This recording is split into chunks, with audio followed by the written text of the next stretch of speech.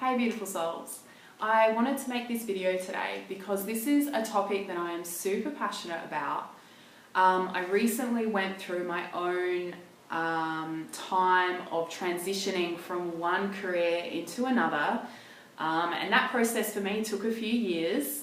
But it's something that has been coming up a lot for me in the clients that I work with, but then also in conversations I've been having with friends and family at this time. This whole thing of knowing whether you're in the right career or the right job, and that it's satisfying you on a really deeper level, and whether it's, your sole purpose.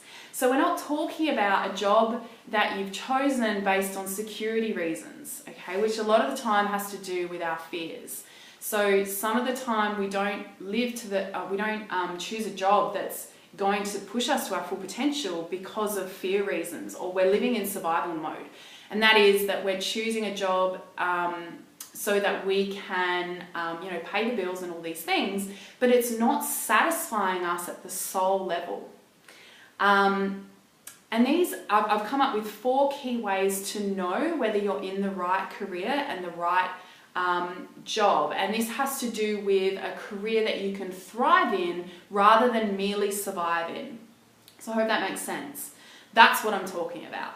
Okay, so the number one way to know is that you're excited to get up and go to work, or if you work from home, you're just excited to get up and do what your job entails. And it sounds so simple, but it's a really important thing. And I know one of the questions I ask clients is on the Sunday night, before you're going to go to work on the Monday, whether you work a 9-to-5 job or you work more flexible hours, doesn't really matter.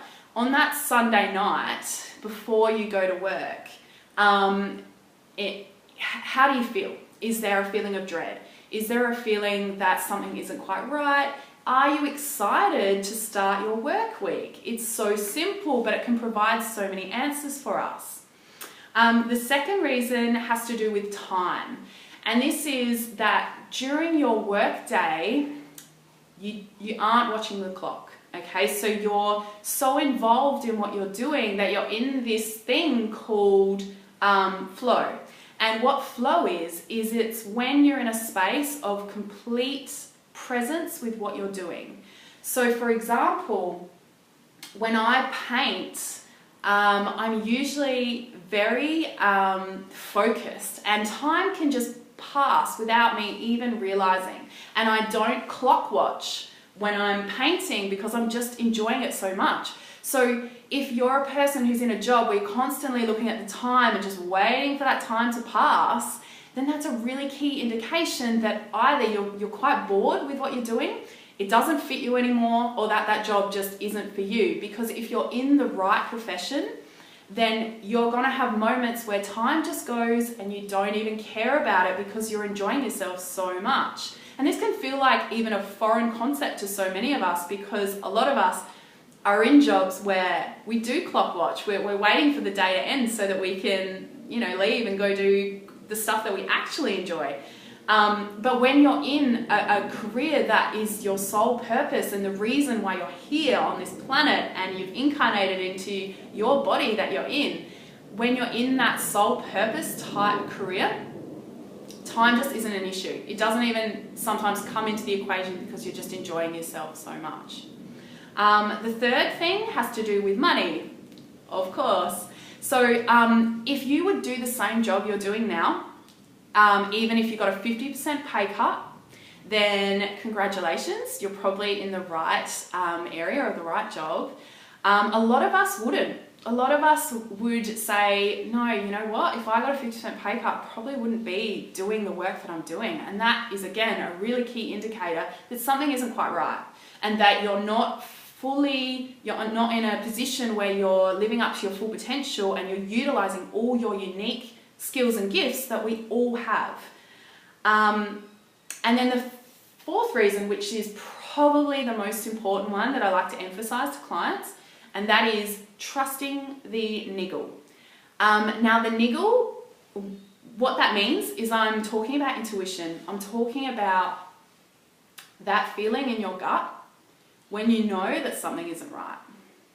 And I am all too familiar with this feeling because this is the feeling that I was getting in my old career. Like on Sunday nights, I'd have this just feeling of uneasiness and unsettledness. And then even when I was on my way to work, I'd have this feeling in my gut that something wasn't quite right.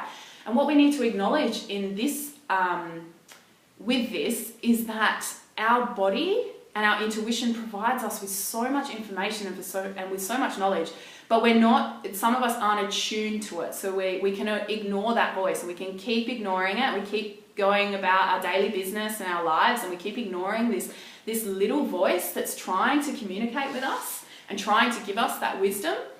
But it's really easy to ignore it. But the flip side of that is if we do ignore that niggle or that feeling that, hang on, like this job, I just don't think it's enough for me. I don't think it's fulfilling all my needs and all my desires.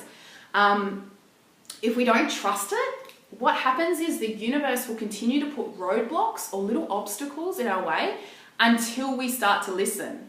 So this definitely happened for me. Like I was getting signs and signals all the time that was showing me that, hang on, there's something not quite right. I need to change direction. I need to move. There's something, there's an underlying problem that I'm not looking at here. And it took, in the end, it's like I had to be, the universe really had to put up a massive stop sign for me in order for me to listen. And the more that we don't listen, the more that those stop signs are going to keep coming up, and we're going to keep feeling frustrated and annoyed. But actually what's happening is that the universe is trying to guide us in a new direction. And the more we can follow that and listen to those cues and to listen to our body and be in more alignment with our body and knowing what it's trying to tell us, the more we can take the right proactive steps and and positive steps towards something that is better suited to who we are. So there are a few reasons why I believe that so many of us aren't being fulfilled by the career that we're in. And one of the reasons for that is that a lot of us had to choose our career at the age of 15, 16. And that's generally what happens in our education system. We get to that age, usually around year 10, where we have to make choices about our subjects that lead us into a certain career pathway. Now, I don't know about you guys, but when I was 15, I didn't necessarily know myself to the degree of which I know myself now. Okay, I've had an extra 15 years on top of that to get to know who I am and get to know what it is that I need in a job in order to fulfill me at a deeper level. So I didn't have the knowledge at 15 that owning my own business and being an artist and working with people, I didn't quite have that full knowledge. So that's one of the reasons why I think so many of us are sort of in these careers that we sort of chose when we were 15, but we didn't have enough self-knowledge at that age to really know ourselves on that deeper level. The other thing that I want to talk about with this is our conditioning. So many of us are conditioned by society, by our peers, by our parents, by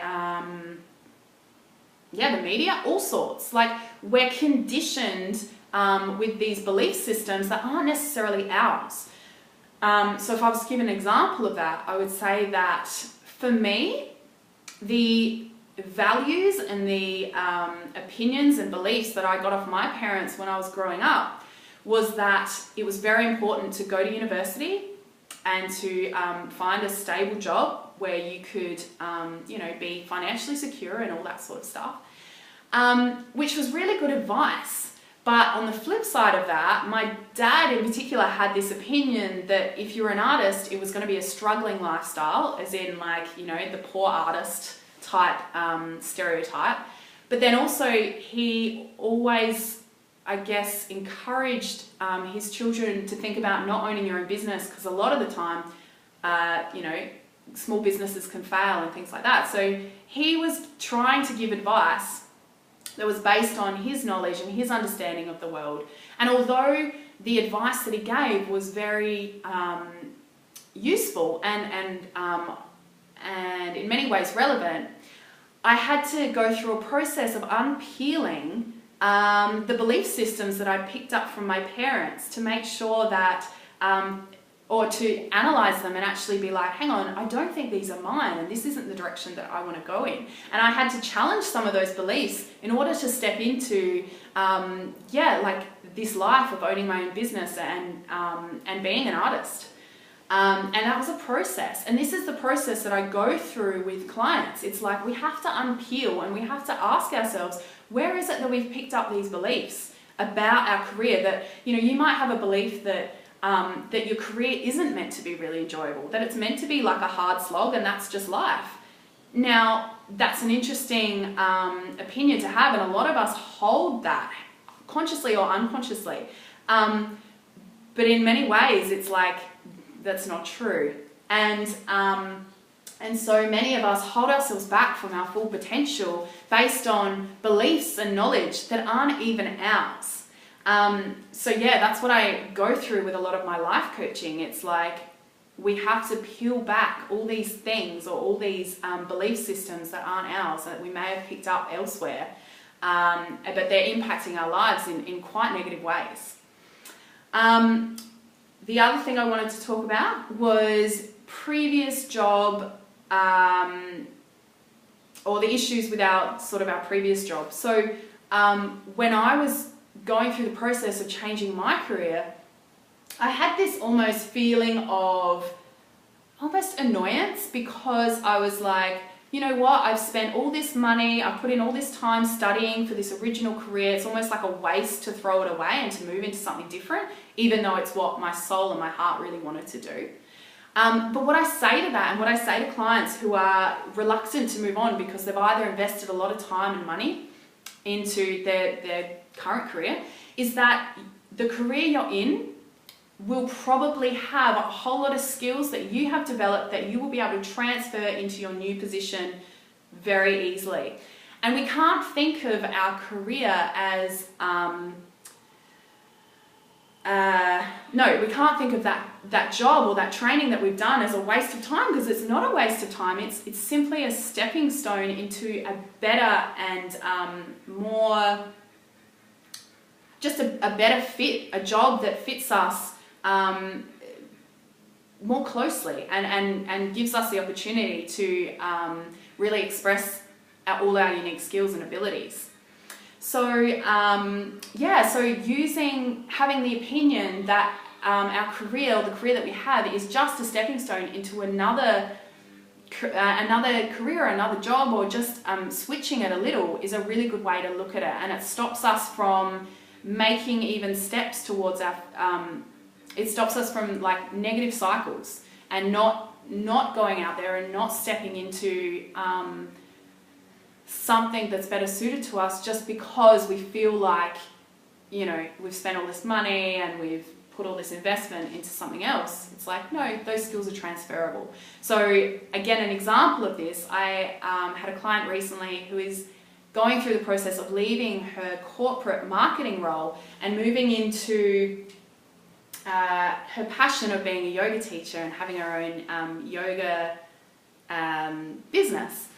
And we broke it down, and we actually talked about how her initial career, that first career that she invested so much into, she learned so many skills that are going to help her in what she's doing now and what she's moving into. So I think that's a really important thing to remember. The other thing I want to bring up is that, it's really common for us to be afraid of change. But if we think about change as something that is actually the only constant we have in our lives, in Buddhism, for instance, they talk about change being the only constant in life. And I think that's a really good way to look at it. So if we're not changing in our careers, and if we're not moving with, the universe in the way of following change and embracing it, then we can end up feeling really stagnant. We can end up feeling really frustrated and annoyed, and all these feelings can definitely come up.